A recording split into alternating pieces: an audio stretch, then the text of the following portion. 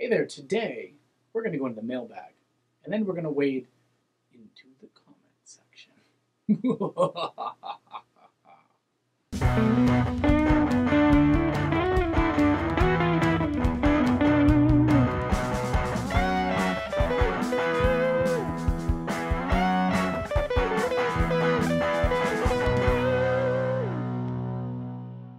Hey everyone, I'm Nick in the States.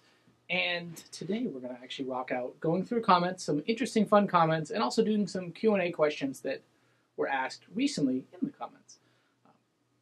All of these, or almost all of these, actually came out of my 2018 Gibson lineup video, which in a week did about 20,000 views, which is huge for me. The gods of YouTube and suggested videos somehow shined upon it.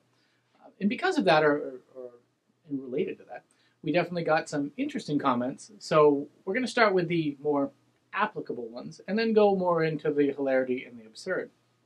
So let's start. And unfortunately, I missed who asked this question, but the gist of it was, I've got a Telecaster guitar. I really want to get it, and I really want to put a Bigsby on it. I was thinking to do a B50. Any suggestions? So for Teles, I definitely like a B50 or the B5, which is the B50 is the import version, the B5 is the American version. They're both $100, $150 a piece. They're a lot of money. And there's a couple different ways of doing it on a Telecaster.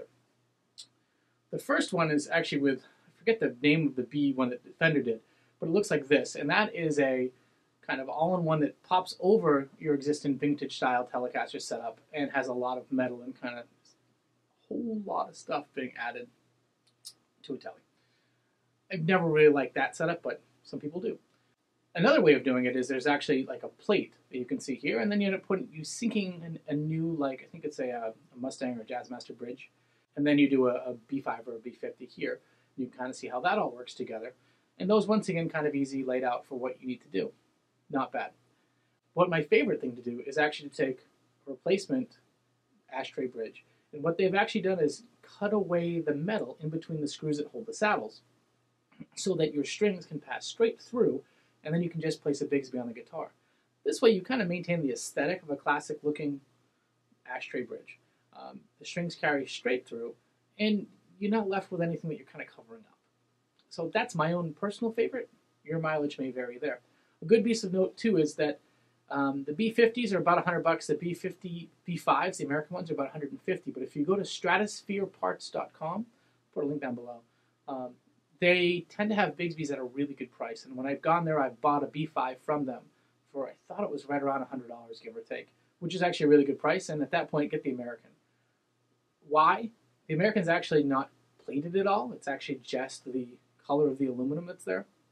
But also, it's a B5, which means it'll work with a Vibramate, which is an adapter that you could then, once you get tired of your Tele, you could then take it and put it on an SG, a Les Paul, even like an ES335. It screws right into the, that'll screw right into the stop tail posts with no holes in the guitar, and now you have a Bigsby to put on it. So you may have multiple uses of that throughout your guitar journey. It may not always be on the Telecaster. So that's a suggestion there.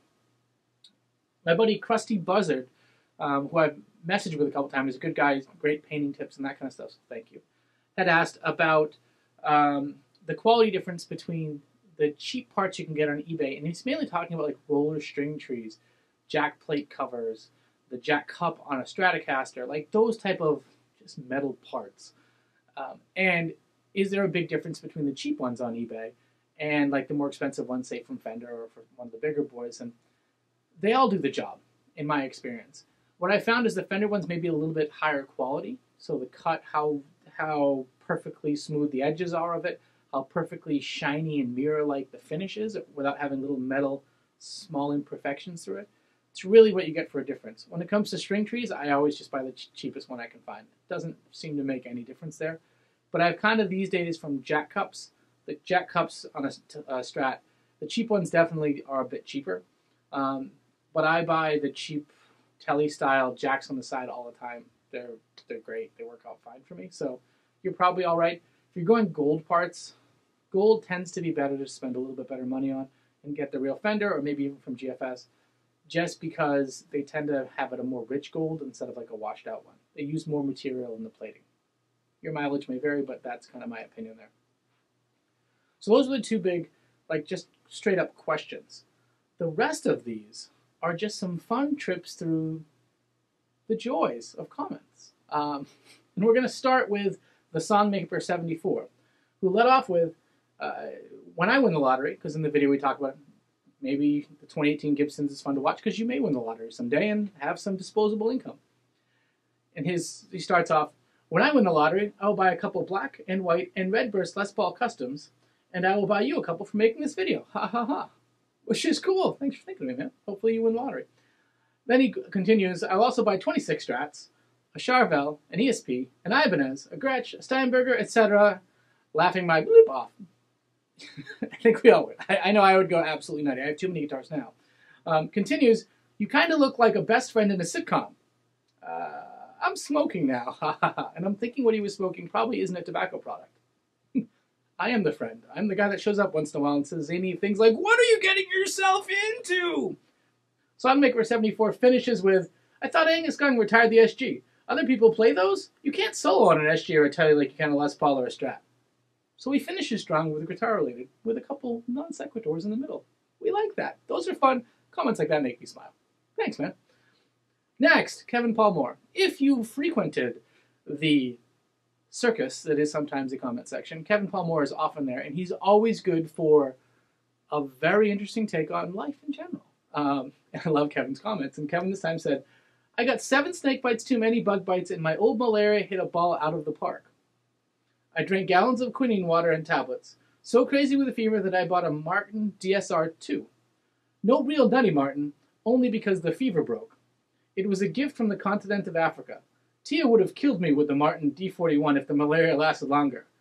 And I'm great, and I hope you are too.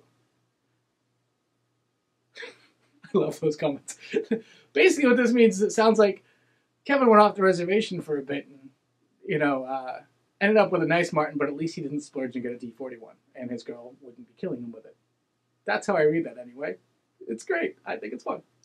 Next one, Geoffrey Ranks, and I think Geoffrey's actually trying to insult me here. And he goes, this is in French, and I'll attempt to translate afterwards, which is, Quand la langue de vipère se mec, il y a assez de marques de guitare qu'il ferme un peu son bec aigri. Dagri. Big up à Gibson pour ses modèles enfin abordables, même avec ce temps default. Roughly, he calls me a viper-tongued something or other, but he does give Gibson a big up for having some affordable guitars even with their faults. I've never been called viper-tongued. That's fun. That's all I got there. Not in a gross way either. All right. This one's from our friend Drain77, D-R-E-Y-N 77. And this was the one that I have to tell you that when I read it, I was just baffled.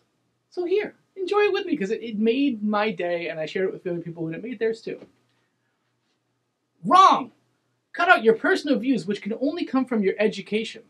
Because it's a fact that you can only know a small amount of stuff, and so you're always going to be wrong, in caps for the last one.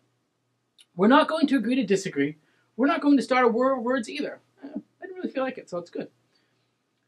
The vid just shows that you're an egomaniac, and you're ruining the internet.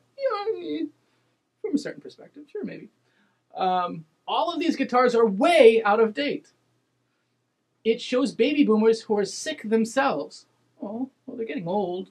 Some of them probably have maladies. The EVH product made all these things obsolete. Okay. Fact. So, just stop talking about baby boomers, and they will go away. Really? Just poof? I like some baby boomers, though. They'll magically disappear in the middle of the night. The only place for Gibson to go is back to P90 pickups. Can't you already predict that 5 years ago? We can! So shut up!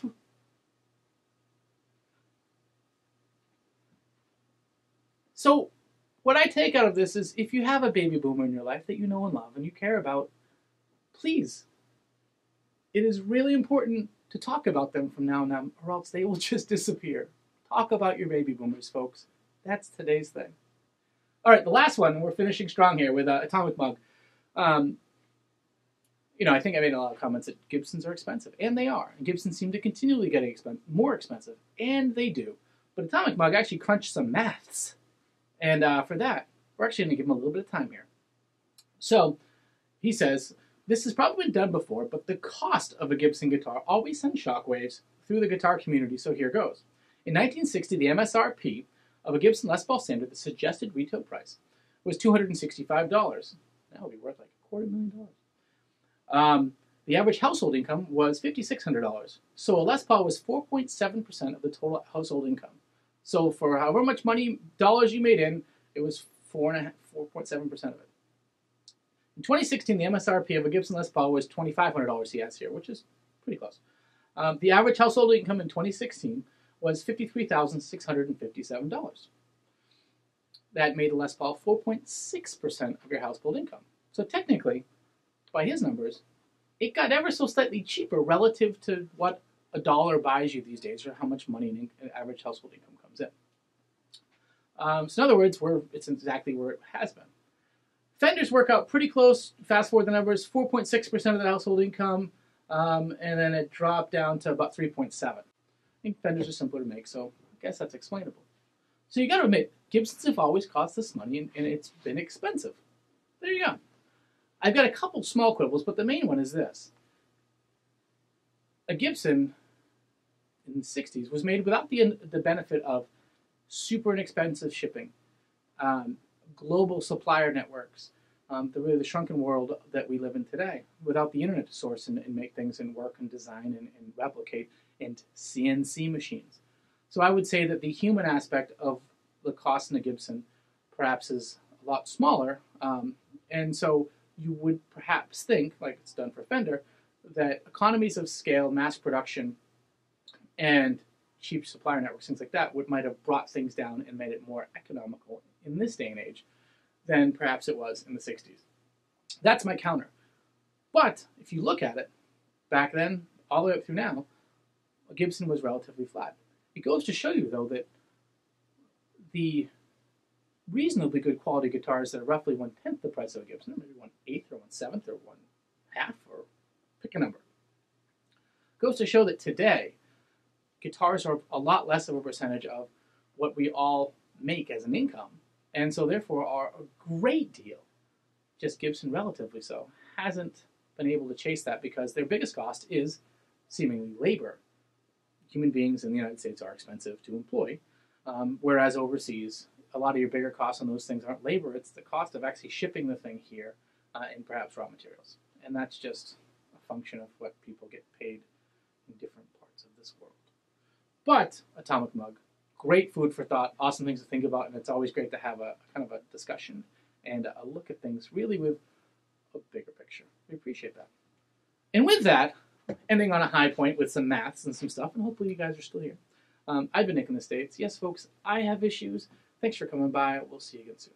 Trooper 8675309 to base. Go ahead, 5309. Base, we have some intruders here who haven't yet subscribed to the channel. Shall I detain them? 5309, subject them to 2 options for more videos. Good call, Base. That should bring them around.